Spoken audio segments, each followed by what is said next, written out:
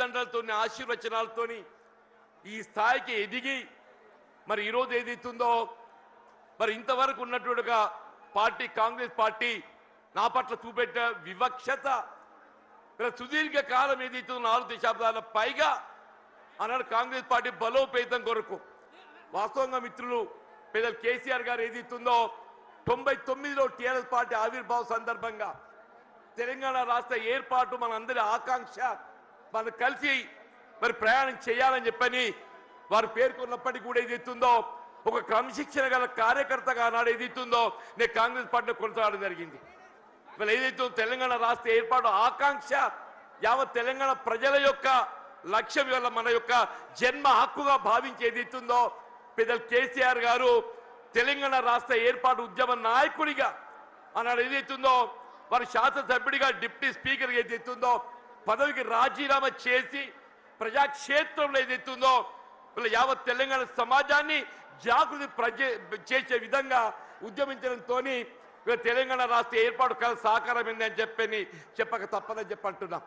అటువంటి యొక్క కేసీఆర్ గారి యొక్క నాయకత్వంలో వీళ్ళ వాస్తవంగా మరి నేను ఎదుర్కొంటున్నటువంటి యొక్క మానసిక ఇబ్బందుల దృష్ట్యా మరి వారు ఏదైతుందో పెద్ద మనసుతో నాకు చేయూతనిచ్చిండ్రు. మరి పెద్ద మనసుతో నాకు చేయూతనిచ్చేదితుందో ఇలా ఒక ఉద్యమ రథసారథిగా బీఆర్ఎస్ పార్టీలో చేరి ఇలా తెలంగాణ రాష్ట్ర ఏర్పాటు వాస్తవం వారు దశాబ్ద కాలం 2 పర్యాయాలు ముఖ్యమంత్రి ఏదైతుందో తెలంగాణ రాష్ట్రాన్ని వీళ్ళ జాతీయ స్థాయిలో కాకుండా అంతర్జాతీయ స్థాయిలో దాన్ని నిలబెట్టడం జరిగింది.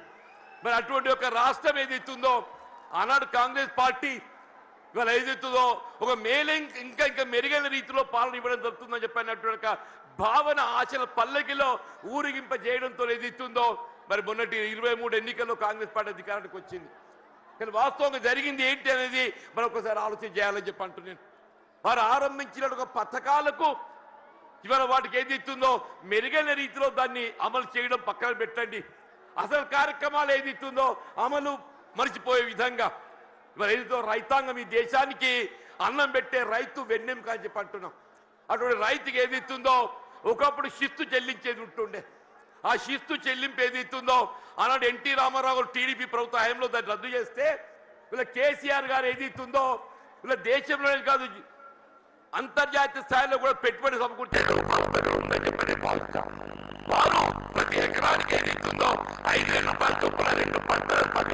పెట్టుబడి అందింపజేసే విధంగా కార్యక్రమాలు అమలు తలపెట్టడం జరిగింది. ఇవాళ కాంగ్రెస్ పార్టీ వస్తే 15,000 ఇస్తామని చెప్పానమే, ఇలా 15,000 కాదు కదా, అసలు 10,000 అమలు 3 పంటలు కోల్పోయినామని చెప్పి అంటున్నాం. ఇలా రబీ పంటకు వచ్చిందే మనం అందరం గమనిస్తున్నాం. ఇలా 1 ఎకరానికి ఇచ్చారు అంటున్నారు 6,000 రూపాయలని చెప్పని. ఇలా 2వ పంట కేసీఆర్ గారి జయించాల పట్టణాలకు వస్తుందని చెప్పని ఇలా ఏదైతే 2వ ఎకరా కూడా మేము ఇస్తామని చెప్పని మళ్ళీ ప్రకటన చేయడం జరిగిందని చెప్పి అంటున్నాం. మనం ఏ కార్యక్రమాన్ని తీసుకున్నా చెప్పంటున్నాను నేను, కళ్యాణ లక్ష్మి ఆడబిడ్డల పెళ్లికి తోడ్పడే విధంగా ఏదైతున్నదో వారు 50,000 నుండి ఆరంభింపజేసి 1,00,000 రూపాయల ఆర్థిక సాయం అందింపజేయడం అని చెప్పంటున్నాం. కాంగ్రెస్ పార్టీ ఏదైతుందో తులం బంగారం జోడిస్తామని చెప్పన్నారు. మరి తులం బంగారం ఏమైందో మరి ఎవరికైతే కాళ్ళ రాలేదని చెప్పంటున్నాను. మీరు ఏ కార్యక్రమం తీసుకోండి చెప్పండి, రైతు బీమా పథకం అని చెప్పంటున్నాను. మీరు ప్రసూతి వైద్య సదుపాయం కొరకు ఏదైతుందో ఒక తల్లికి అండగా నిలవాలి, పాపకు అండగా నిలవాలని చెప్పని కేసీఆర్ కిట్ అమలు చేసి తలపెట్టడం చెప్పంటున్నాను. ఇలా బలహీన వర్గాలకు అండగా నిలిచే విధంగా అది ఏ వర్గమే కానీ వెళ్ళాక మరి తోడు నిలిచే విధంగా కార్యక్రమాలు అమలు చేసి తలపెట్టడం జరిగిందని చెప్పంటున్నా.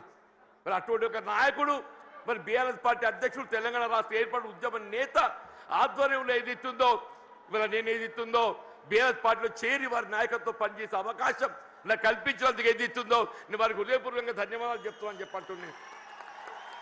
మరి ఏదైతుందో వాస్తవంగా ఇవాళ వేదిక చూస్తుంటే మా మిత్రుడు రమణ గారు గతంలో ఈ ప్రాంతాన్ని ప్రాతినిధ్యం వహించిన శాసనసభ్యుడిగా పార్లమెంట్ సభ్యుడిగా ఎంపికైండు, శాసన మండలి సభ్యుడిగా కొనసాగుతుండు. ఇలా వారితో కలిసి పనిచేసే ఒక ప్రయాణం చేసే అవకాశం నాకు లభించాలని చెప్పంటున్నాం. సోదరి దావ వసంత గారు వీళ్ళ జగిత్యాల జిల్లా మొట్టమొదటి జిల్లా ప్రజా పరిషత్ అధ్యక్షురాలిగా ఈ ప్రాంతానికి సేవలు అందించిందని చెప్పంటున్నాం. మా మిత్రుడు గంగుల కమలాకర్ గారు గతంలో మంత్రివర్గిగా కరీంనగర్ శాసనసభ్యుడిగా సేవలు అందించిందని చెప్పంటున్నాం. మా సోదరుడు కౌశిక్ రెడ్డి గారు అని చెప్పంటున్నాను.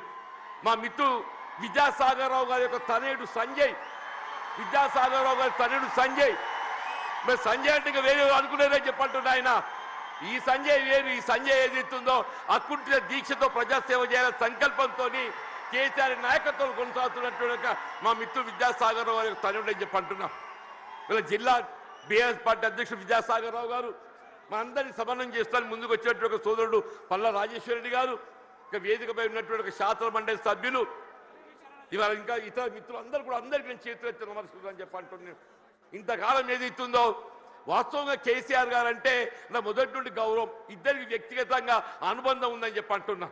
మేము ఏదైతుందో విద్యార్థి దశ నుండి మేము కలిసి ప్రయాణం చేసినటువంటి వాళ్ళం. వీళ్ళ భిన్న అభిప్రాయాలు, భిన్న రాజకీయ పార్టీలు, మరి వేదిక ఏదైతుందో మరి కలిసి ప్రయాణం చేయలేకపోయినా కానీ ఇలా అభివృద్ధిలో ఏదైతుందో వారు 2014 తెలంగాణ రాష్ట్రం ఏర్పాటు అయినాడు ఏదైతుందో నేను శాసనసభ్యులు గెలిచానని చెప్పంటున్నా. నాపై గౌరవంతో నాకు ఇప్పటికి గుర్తు చేస్తున్నాను మీకు. అన్న బోర్లపల్లి వంతెనని చెప్పంటూ నేను గోదావరి నదిపై వంతెన నిర్మాణం చేస్తే అటు ఆదిలాబాద్ ఇటు ఉమ్మడి కరీంనగర్ జిల్లాలు కలిసి ఏర్పడతాయని చెప్పని ఒక విజ్ఞప్తి చేయడంతోనే వీళ్ళ మొట్టమొదటి ఉమ్మడి కరీంనగర్ జిల్లాలో మంజూరు చేసినటువంటి ఒక పథకం బోర్లపల్లి ఒక వంతెన అని చెప్పంటాం. ఇలా అభివృద్ధికి ఏదైతుందో రాజకీయాలు లేవు, అభివృద్ధికి రాజకీయాలు లేవని చెప్పంటున్నా. ఆ విధంగా అభివృద్ధి చేసినటువంటి ఒక మరి గొప్ప నాయకులు ఏదైతుందో మరి కేసీఆర్ గారు అని చెప్పంటున్నాం. మిత్రుడు కొప్పుల ఈశ్వర్ గారు ఏదైతుందో ధర్మపురి శాసనసభ్యుడిగా వీళ్ళ మంత్రి వర్యుడిగా చెప్పంటూ నేను వాళ్ళు ఏదైతుందో రోడ్లవాగు ఆధునీకరణ వారి యొక్క ఈ ప్రాంతం అంతా సస్యశ్యామలం కావాలని చెప్పంటే ఆ ఆధునీకరణతో అది సాధ్యమవుతుందనే ఒక భావనతోని మరి కొప్పుల ఈశ్వర్ గారు ఏదైతుందో మరి కేసీఆర్ దృష్టి తీసుకెళ్ళడం, వారు ఏదో మంజూరు చేయటం, మరి ఏదైతే ఉందో మన మొత్తం ప్రాంతం జగిత్యాలే కానీ ధర్మపురి కానీ చెప్పంటున్నాం. జగిత్యాల, ధర్మపురి, కోరుట్ల, వేములవాడ, చొప్పదండి మనంతా అన్నదమ్ముల్లాగా జగిత్యాల జిల్లాలో కలిసినటువంటి వాళ్ళని చెప్పంటున్నాం. ఇలా అభివృద్ధికి సంకేతం బీఆర్ఎస్ రాజకీయ పార్టీ అని చెప్పంటున్నాను. ఇలా 10 జిల్లాలు ఉన్నటువంటి ఒక తెలంగాణ రాష్ట్రాన్ని 13 జిల్లాలు అదనంగా ఏర్పాటు చేసి దాని 23 జిల్లాల తెలంగాణ రాష్ట్రానికి రూపొందింపజేసినట్టు ఒక ఘనత ఇలా పెద్ద కేసీఆర్ గారిని చెప్పక తప్పదని చెప్పంటున్నారు. అని అందరూ కూడా ఆశ్చర్యపోయారు ఈ కొత్త జిల్లాల ఏర్పాటుతోని. ఇది నిజంగానే సాధ్యమేనా అని చెప్పని ఇవాళ నూతన జిల్లాలు ఏర్పాటు కావడంతో ఏదైతుందో వైద్య సేవలు మెరుగు కావటం అని చెప్పంటాం. వైద్య సేవలు మెరుగు కావటం మన జగిత్యాల జిల్లా ఏర్పాటు కావడంతో ఏదైతుందో మన జగిత్యాల ఏదైతుందో వైద్య విద్యా కళాశాల, అసలు మన జగిత్యాల జిల్లా కేంద్రంగా వైద్య విద్యా కళాశాల ఏర్పాటు సాధ్యమవుతుందనే ఆలోచన కూడా మీరు తప్పని చెప్పంటున్నాం. కేవలం కేసీఆర్ గారి యొక్క ఆలోచన, వారి యొక్క దూరదృష్టి, వీళ్ళ నూతన జిల్లాలు ఏర్పాటుతో ఏదైతే వైద్య విద్య సదుపాయాలు మెరుగుపరచొచ్చని చెప్పిన భావంతో వీళ్ళ నూతన జిల్లాలు ఏర్పాటు చేయడము, జగిత్యాల జిల్లా కేంద్రంగా వైద్య విద్యా కళాశాల రూపొందడం, వీళ్ళ వైద్య సేవలు విస్తృంపజేయబడడం చెప్పంటున్నా. భవిష్యత్తులో సూపర్ స్పెషాలిటీ వైద్య సేవలు మనం పొందబోతున్నాం చెప్పంటున్నా. అదే విద్య రాజ్యాంగం కల్పించిన హక్కు అని చెప్పంటున్నా. ఆ రాజ్యాంగం కల్పించిన హక్కు విద్యకు సంబంధించి ఏదైతుందో నిరుపేద వర్గాలు, బలహీన వర్గాలు, జ్యోతిబా పూలే అటువంటి ఒక గురుకుల ఆశ్రమ పాఠశాల అని చెప్పంటున్నా. ప్రతి నియోజకవర్గంలో ఆడబిడ్డలు బాలకి ఏదైతుందో జ్యోతిబా పూలే మరి గురుకుల ఆశ్రమ పాఠశాల, బాలులకు ఏదైతుందో జ్యోతిబా పూలే మరి ఒక పాఠశాల గురుకుల ఆశ్రమ పాఠశాల, అల్పసంఖ్యాక వర్గాలు ముస్లిం బిడ్డలకు అని చెప్పంటున్నా. ఎన్నడూ ఊహించినటువంటి ఒక విద్యా సదుపాయాలు కల్పించాలని చెప్పని ఇవాళ ముస్లిం బిడ్డలకు ఏదైతుందో అల్పసంఖ్యాక వర్గాలకు ఏదైతుందో మైనారిటీ స్కూల్స్ ఏర్పాటు చేయడం, ఎస్సీ ఎస్టీ అని చెప్పంటూ నేను ఇలా వాస్తవంగా తెలంగాణ రాష్ట్రానికి గిరిజన బిడ్డలు ఏదైతుందో బీఆర్ఎస్ పార్టీ మరో కూడా చెప్పంటూ నేను జనాభా ప్రాతిపదికన కల్పించాల్సిన రిజర్వేషన్ సౌకర్యం తెలంగాణ రాష్ట్రం ఏర్పాటుతో ఏదైతుందో ఇలా గిరిజన జనాభా తెలంగాణ రాష్ట్రంలో కేంద్రీకృతం కావడంతో ఆ గిరిజనులకు అంతవరకు ఉన్నట్టు 6% రిజర్వేషన్ను 10% పెంచి అని చెప్పంటున్నా. ఇలా విద్యా ఉద్యోగాలలో గిరిజన బిడ్డలు వాళ్ళ లంబాడా కానివ్వండి, ఆదివాసీ కానివ్వండి, ఎవరికైనా ఏదైతుందో వారి భవిష్యత్తు నిర్దేశించినట్టు ఒక గొప్ప మరి నాయకత్వం కేసీఆర్ గారు అని చెప్పక తప్పదని చెప్పంటున్నా. ఇలా వాస్తవంగా ఈ దేశానికి ఏదైతుందో అన్నం పెట్టే రైతుకు సాగునీరు కావాలని చెప్పంటున్నా. ఉచిత విద్యుత్ సదుపాయం ఏదైతుందో గతంలో నిర్దేశిత వేళలో విద్యుత్ అందింపజేస్తే వీళ్ళు ఏ విధమైనటువంటి ఒక ఆంక్షలు లేకుండా 24 గంటలు ఏదైతుందో రైతాంగానికి ఉచిత విద్యుత్ కల్పింపజేసిన ఒక ఘనత బీఆర్ఎస్ పార్టీ అధ్యక్షుల అధినేత కేసీఆర్ గారికి దక్కుతుందని చెప్పంటున్నాను. ఇలా ప్రాణహిత నదీ జలాల వినియోగం తేవాలనే, ప్రాణహిత నదీ జలాల వినియోగంలోకి వస్తేనే కానీ ఏదైతుందో మన తెలంగాణ రాష్ట్రం రైతాంగం ఏదైతుందో మన పంటలు పండు సాధ్యమవుతుందని చెప్పి అంటుంది. మరి ఉమ్మడి రాష్ట్రంలో వైఎస్ రాజశేఖర రెడ్డి గారు ముఖ్యమంత్రి ఉండగా మరి సహచరులు మేము భావించాం మరి ఏదో తుమ్మడి ఏటి వద్ద బ్యారేజ్ నిర్మాణం చేస్తే ఒక లిఫ్ట్తో నీరు వస్తుందని చెప్పని.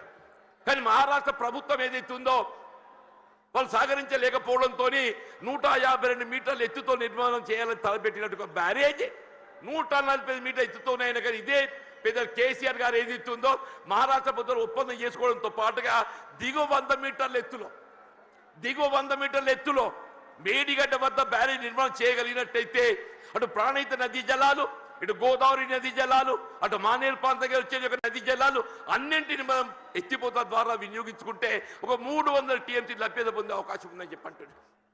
మరి ఆ విధంగా మేడి ఒక దశాబ్ద కాలంలో కేవలం ఒక దశాబ్ద కాలంలో వీళ్ళ కాళేశ్వరం ప్రాజెక్ట్ నిర్మాణం పూర్తి చేయడమే కాదు దాని ఫలాలు కూడా మనకు అందింపజేయడం జరిగిందని చెప్పంటున్నాను.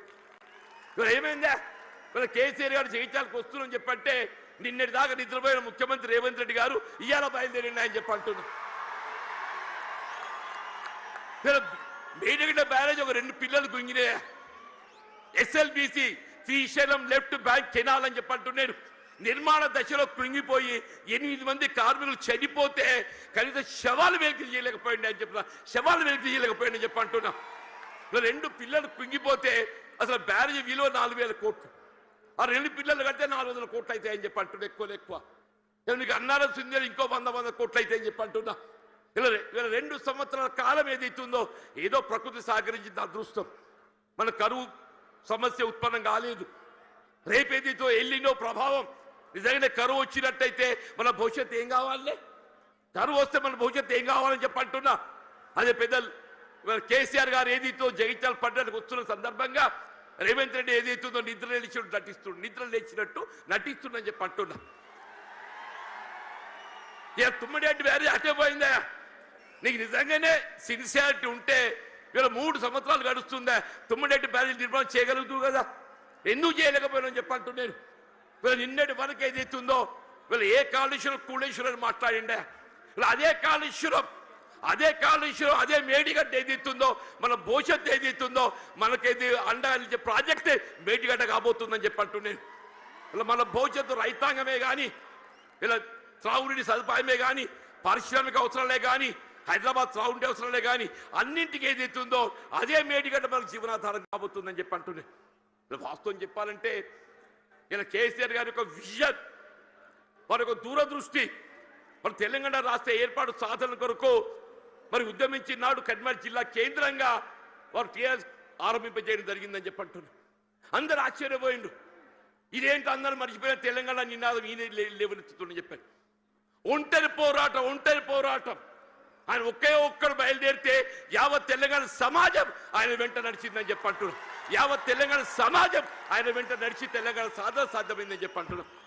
అదే తెలంగాణ రాష్ట్ర నిర్మాణం కొరకు ఏదైతుందో దశాబ్ద కాలం పాటుపడ్డారు. వీళ్ళ కాంగ్రెస్ వచ్చి ఏదో మేలు చేస్తా చెప్పి అనుకున్నామే, అది పక్కన పెట్టిండే. వీళ్ళ తిరోగమన చర్యగా ఏదైతుందో తిరోగమనం పడుతుంది.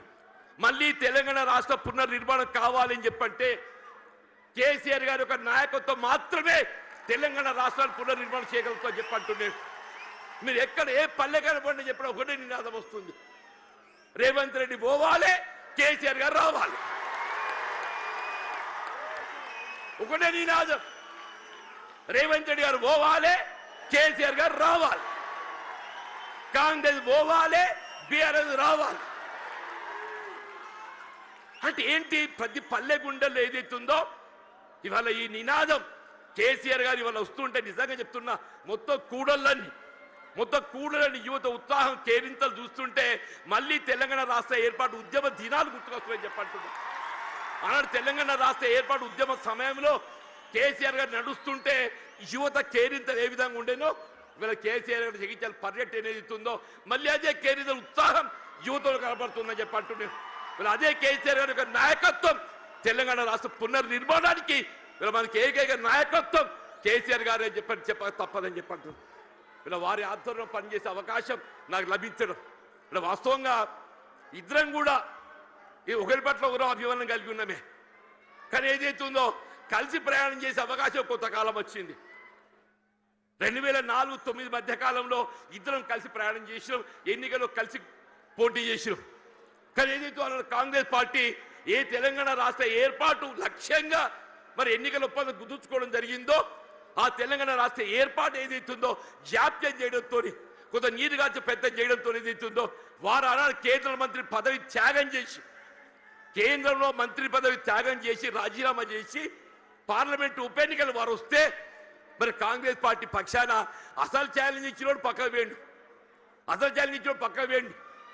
కేసీఆర్ గారిని ఎదుర్కోవాలంటే మామూలు విషయం కాదు, కేసీఆర్ ఎదుర్కోవడం మామూలు విషయం కాదు అంటూ నేను అన్నాడు. ఏదైతే ఇదే కాంగ్రెస్ పార్టీ నన్ను దొరకబట్టి ఆయన ముందు నిలబెట్టిందా, నన్ను దొరకబెట్టి వారి ముందు నిలబెట్టిందని చెప్పి అంటున్నా. ఇక నేను ఏం చెప్పాలి, నా కోస ఏం చెప్పాలని చెప్పి అంటున్నాను. అంటే నిజంగానే వారిని అడ్డుకోవడం సాధ్యమేనానే? వారికి ఎందుకు ఒక లక్ష్యం ఉంది, తెలంగాణ రాష్ట్ర ఏర్పాటు లక్ష్యం ఉందని చెప్పి అంటున్నా. ఆ లక్ష్యాన్ని అడ్డుకోవడం సాధ్యమేనని చెప్పి అంటున్నాను. అది ఎవరితో సాధ్యం కాదు. వారు ఏది 2 పర్యాయాలు ఉప ఎన్నికలు గెలిచి యావత్ తెలంగాణ సమాజాన్ని జాగృతి చేసి తెలంగాణ రాష్ట్రాన్ని సాధించదగిందని చెప్పి అంటున్నాను. మరి అటువంటి కమిషన్ గల కార్యకర్తని నేను, అటువంటి కమిషన్ గల కార్యకర్తను యావత్ తెలంగాణ రాష్ట్రం ఆశ్చర్యం. ఇదేంటి జీవన్ రెడ్డి మరి ఏం చేయాలని ఆయన 20 మాసాలు ఏదైతే నా ఉసురు పోసుకున్నారు, మీరు 20 మాసాలు ఉసురు పోసుకున్నారని చెప్పంటున్నా. నేను ఇంతకాలం ఈ మానసిక క్షోభ నేను భరించాలని చెప్పంటు నేను సాధ్యమేనని చెప్పండి అన్న చెప్పంటు నేను 4 దశాబ్దాలు కాంగ్రెస్ పార్టీ బలోపేతం కొరకు అకుంఠిత దీక్షతో ఏదైతుందో నేను పోరాటం చేసి నేను పాటుపడితే చివరికి దక్కింది ఏందే, చివరి దక్కింది ఏంటి అని చెప్పంటు నేను. ఆల్రెడీ ఈ వాయిస్ లోపల నాకు ఈ గోసేంది అంటూ నేను ఇవాళ 75-76 సంవత్సరాలు వచ్చినాయి అంటున్నా. నా జీవితం చివరి దశ చేరుకుందని చెప్పి అంటున్నా. నా జీవితం చివరి దశలో ఏదైతుందో నాకు ఈ మానసిక క్షోభ ఏంటి అని చెప్పి అంటున్నాను. ఇవాళ కేసీఆర్ గారు పెద్ద మనసుతో ఏదైతుందో మరి నా చేయూత నాకు ఏదైతే చెయ్యి అందించి నాకు అండా నిలుచుండని చెప్పి అంటున్నాను. అదే 4 దశాబ్దాల కాలం కాంగ్రెస్ పార్టీ సేవలో, కాంగ్రెస్ పార్టీ నిర్మాణంలో నేను పాటుపడితే నా చివరి దక్కింది అయింది. మళ్ళీ కేసీఆర్ గారే చెప్పట్టు నేను పెద్ద మనసుతోని గతంలో ప్రత్యర్థుల యొక్క భావన రానియకుండా గతంలో ప్రత్యర్థులు పోటీ చేసుకున్నప్పటికీ కూడా ఏదైతుందో అది భిన్న రాజకీయ పార్టీ యొక్క ఆలోచన విధానం కానీ ఆ జీవన వ్యక్తిగతంగా ఏదైతుందో విలువలకు కట్టుబడే ఒక వ్యక్తిత్వం కాబట్టి అది ఒక భావనతోని వారు నాకు చేయూత అందించింది. అంత గొప్ప మనసు అని చెప్పట్టు నేను.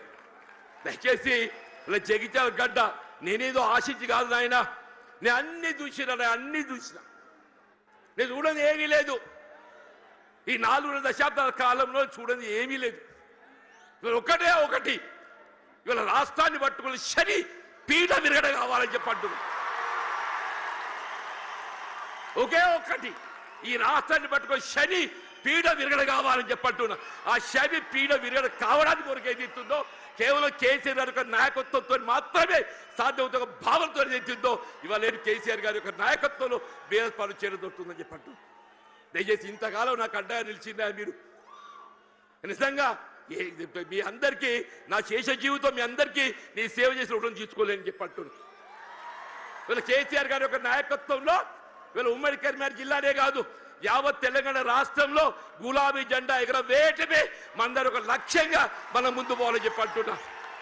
రాబోయే కాలం 119 స్థానాలు ఉంటే ఎన్ని ఉంటాయో తెలియదు, కానీ ఎన్ని స్థానాలు ఉన్నా అని ఉమ్మడి రాష్ట్రంలో కాంగ్రెస్ పరిస్థితి ఏ విధంగా మారిందో రేపు రాబోయే శాసన ఎన్నికల్లో మీకు 94 ఉప ఎన్నికల్లో కాంగ్రెస్ పార్టీ పరిస్థితి కంటే ఇక ధీరంగా తయారైపోతుందని చెప్పకుండా మనం చూస్తామని చెప్పంటాం. అలా ఇట్ వాజ్ నాట్ బట్ 10% అలా ఇట్ వాజ్ నాట్ బట్ 10% అని చెప్పంటున్నా. ఇవాళ పరిస్థితి కూడా ఏదైతుందో రాబోయే కాలంలో ఇవాళ ప్రజాభిప్రాయం ఎవరైనా ప్రజాభిప్రాయానికి అనుగుణంగా పనిచేయాలి. రేపు ప్రజాభిప్రాయానికి అనుగుణంగా ఏదైతుందో కేసీఆర్ గారి యొక్క నాయకత్వం పనిచేయాలి. వాళ్ళు ఎప్పటికైనా ఒకటి కోరుకుంటుంది, అరే ఇంత మంచోని నేను విడిచిపెట్టుకుంటే ఏందే, అరే నిజంగా ఆలోచిస్తే కూడా ఆశ్చర్యం కలుగుతుందా? ఆయన నాకే పగోడు కాదు, మేము గతంలో కలిసి ప్రయాణం చేసినాం. వారి జీవితం విద్యార్థి దశలో ఏదైతుందో ఇదే జగిత్యాల అంగడి బజార్లో గడిపినని చెప్పి అంటున్నా. జగిత్యాలకు కేసీఆర్ గారికి ఉన్న ఒక అనుబంధం ఏదైతుందో ఇప్పటి తరాన్ని తెలియకపోవచ్చు, కానీ కేసీఆర్ గారి ఒక బాల్య జీవితం ఏదైతుందో జగిత్యాలతో ముడివేసుకుందని చెప్పి అంటున్నారు. అటువంటి కేసీఆర్ గారు ఏదైతుందో ఆనాడు తాడిత పీడిత వర్గాలు ఏదైతుందో వీళ్ళు వారి యొక్క హక్కుల సాధన కొరకు జగిత్యాల చైత్ర యాత్ర ఏదైతే ఇదే గడ్డ మీదకి వెళ్ళి ఇదే సమావేశ స్థలికి వెళ్ళి ఆరంభింపజేసిందని చెప్పి అంటున్నారు. కేసీఆర్ గారు కూడా చెప్పిండ్రు, వారే అన్నారు అది మనం 70లో ఒకసారి ఏదైతుందో ఆనాడు జగిత్యాల చైత్ర యాత్ర చేసిన చూడుని అదే జాగాలో పెట్టాలన్నయ్య, మన స్ఫూర్తి మనం వినిపించాలని చెప్పిండ్రు. వారి ఆలోచనకు అనుగుణంగా ఏదైతుందో కేసీఆర్ గారి ఒక చైత్ర యాత్ర ఇదే జగిత్యాల గడ్డ నుండి ఇదే కేంద్రానికి వెళ్ళి వారు పిలుపునిస్తున్నారని చెప్పి అంటున్నారు. ఇలా రాష్ట్రంలో గులాబీ జెండా ఎగరవేయడం, కేసీఆర్ గారిని తిరిగి ముఖ్యమంత్రిగా ఏదైతుందో నెలగో వారు ఏర్పాటు చేసుకొని ఈ రాష్ట్ర పూర్తిగా తోడ్పడడం మన ఏకైక లక్ష్యంగా పనిచేయాలి. మరి ఆ విధంగా పనిచేసే అవకాశం కల్పించినందుకు మరి హృదయపూర్వక ధన్యవాదాలు చెప్తామని చెప్పండి. వాస్తవంగా ఏదైతుందో కేటీఆర్ గారు హరీష్ రావు గారు వాళ్ళు రావాల్సిందే, వారికి వేరే బాధ్యత అప్పగించడంతో మరి కేటీఆర్ గారు హరీష్ రావు గారు రాలేకపోయిండ్రు. వాస్తవంగా ఈ సభ సమావేశం ఏర్పాటు చేయడంలో చొరవ చూపెట్టింది కేటీఆర్ గారు హరీష్ రావు గారు అని చెప్పి అంటున్నా.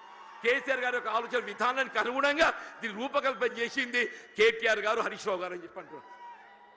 ఏదైనా కానీ ఎక్కువ అంటే ఎందుకంటే మీ అందరికీ కేసీఆర్ గారిని వినాలని ఉందా? అందరూ అనుకుంటూ వీడేంద్ర నడవ ఎంతసేపు నిలబడతారని చెప్పని.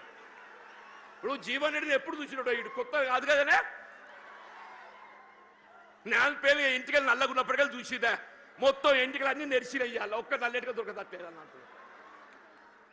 అటువంటి జీవన్ రెడ్డి గురించి ఏదైతుందో వీళ్ళు ఇక్కడ తెలియని పౌరులు లేడు. జగిత్యాల గడ్డతో నాకున్న అనుబంధం అలాంటిది, ఆత్మీయత అలాంటిది అని చెప్పి అంటున్నా.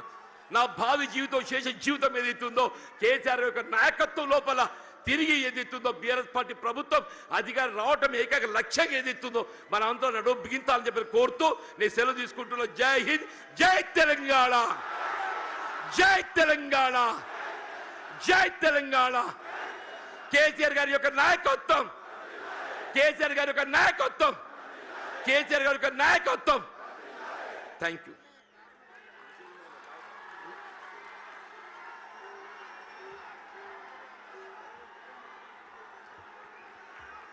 ఇప్పుడు మీరు ఎప్పటి నుంచో ఎదురు చూస్తూ ఎన్నో రోజుల నుంచి కేసీఆర్ గారి పలుకు వినాలి, కేసీఆర్ గారిని చూడాలి అని ఎర్ర టెండ కూడా వదిలిపెట్టి వచ్చిన మీ ఈ అవకాశం తీసుకున్న మా గౌరవ ముఖ్యమంత్రి వర్యులు, మాజీ ముఖ్యమంత్రి వర్యులు, తెలంగాణ